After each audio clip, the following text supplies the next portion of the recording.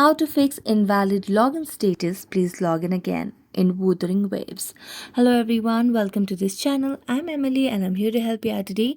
So without any delay, let's get started. So first of all, make sure that you have the stable Wi-Fi connection on your device. If not your Wi-Fi connection, you can switch to a cellular data as well. Next, what you can do is just go to the Play Store application and make sure that you have the latest version of the application on your device. So as you can see, I have the latest version of the application on my device.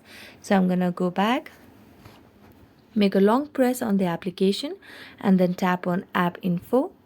As I tap on app info, you can see the option of clear data at the bottom right corner of the screen over here.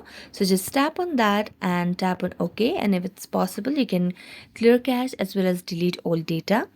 Next, go to the app permission and make sure that you have toggled on all the required options over here. Right now it's not toggled on, it's not allowed. You can just enable all of this option by going into it and allow only while using the application. Then after that you can just go and try to log in and it might be fixed.